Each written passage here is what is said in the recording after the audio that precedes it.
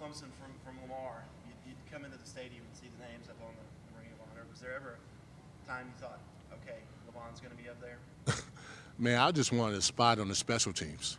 I did. When I first got here, man, I just wanted to play special teams and eventually play, be a starter on defense. But I never thought in my wildest dreams that my name would be on the stadium. I really didn't. And I'm still kind of shocked that it's going up there. It's amazing. What is it like for you being back in this area, working with the Hall of Fame, getting to be around everything that's kind of dear to you?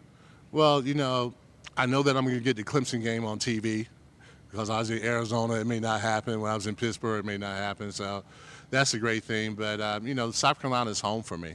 And, I spent a lot of time here, when Keisha was alive. So it means a whole lot to me. And giving back means a lot to me, too, because, I was one of those athletes. And during my time, you kind of had to survive it, get through college, get through the pros.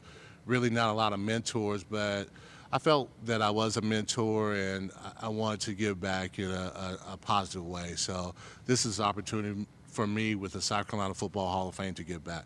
Do you have a favorite moment or a couple moments in Death Valley from your playing days? Yeah, I have a lot of them, but probably Duke, my redshirt freshman year was one of them. And just really simply running down the hill was always great because, it's so dramatic in a lot of ways that you're traveling from the west all the way to the east side. You come out there, and the vantage point is you get to see the whole stadium, and that never gets old.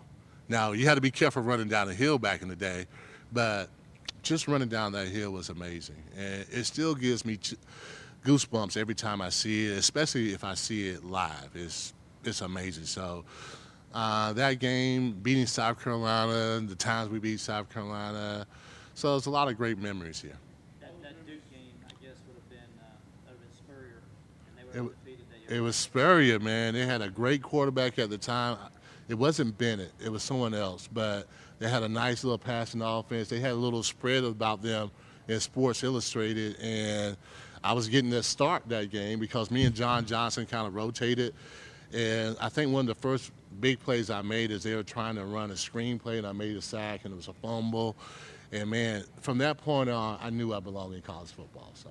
You made, I think I remember you telling me one time that you loved that because you made Spurrier throw his visor a couple times. Yeah, a couple times. Anytime you could upset Coach Spurrier, man, that was a good thing. So, yeah, I was a skinny kid, man. I was just running to the quarterback. So it was great. Really was. Being in a coach sports program back then and seeing what Coach Sweeney's done today, what's the biggest change you've seen happening in Clemson football over that period? Besides this nice little indoor facility, well, I think in a lot of ways they're similar. I mean, they care about their players. They're going to get the most out of their players, and they're going to work them hard, but they're going to love them afterwards. So I see actually more similarities than differences. I really do. I really like both guys, and both guys are relationship type of people. They can talk to anybody. They can talk to any kid, any parent. And I think in college football, I know in college football, that's very important. What was the recruiting story for you and Coach Ford back then when you and your family? Well, honestly, one of the best stories was I was flying back to Florence, and he wasn't really trying to recruit me that hard, and he'll tell you this story. He got on the plane with me because they were going to see another guy from the Washington, D.C. area. So he was just going to fly with me. He's going to sell me the pitch. I was already sold on Clemson when I got here, so he kind of did his little pitch on me. I landed, left. He went to this guy that played at Washington, D.C., but I ended up being a much better player than he thought. And the and the moral to that story is sometimes you just get lucky. And the combination of me coming here, we just all got lucky. That's it. What's it mean to you to see the program elevate to the massive heights that it has the last 20 years? It's amazing because, although I haven't played in such a long time, you still feel a part of it. Clemson is in your blood. And I tell you what, man, you get an opportunity to really brag a whole lot. I was in Arizona when we first made that championship run, And me and Brinson Buckner must have bragged to everybody, man. And we used to do this.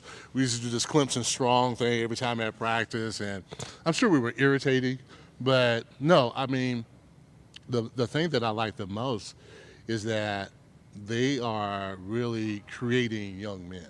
You know, our guys are graduating. You know, it's not about just going to the NFL, and nobody's being left behind.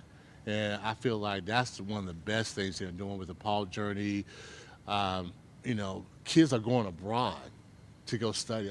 That's incredible. I mean, we never did anything like that. So to see the program be nationally known for more so than just winning championships, but really turning young men around, that's exciting for me. That's what we try to do with the South Carolina Football Hall of Fame. And, you know, I just wanted to keep going. I'm a big fan of Clemson, man. You know, it's just, and even if I didn't play here, I think I'd be a big fan because they do it the right way.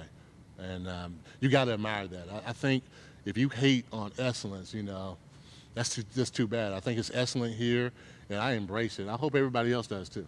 How do you think this defense that Coach Venables has had Ooh. the last few years compares with the ones that you guys had in the early 90s? Now, see, you're going there. You know what? I'm really impressed with the defense they have this year. It reminds me a lot, and I was telling Tim, it reminds me a lot of what we kind of did with the Pittsburgh Steelers. And, you know, the fire zone, being innovative, coming from different places. You could tell that the quarterbacks are confused, and that kind of defense is not only fun for the fans to watch, but it's also fun for the you know, it's fun for the players. Players want to have fun when they're playing, so that's good. But, man, I don't know if there's ever been a group of linebackers that we have collectively. I just don't know if they ever will be. I think it would be kind of fun for the defensive line that, you know, just left, and you compare them to the linebackers we had. So, you know, I enjoyed Coach Venables and what he's done on the defense, but, man, I just don't think there's any 4 linebackers better than the ones we have. I want to, as a Steelers fan, so I have to ask you this. It's got to be your last question. You got to let Joe. Yeah, this will be the last one. Just wanted to ask you though about the fan bases. I know you told me before how similar Yeah. both fan bases were. Can you give a little example of both and why Sure, it is? sure. You know, Clemson is such a family-based organization. The fans, they're real respectful of you as a person. You know, I've never had a run-in with a fan that thought that you owe them something, or you know, they put an autograph in your face.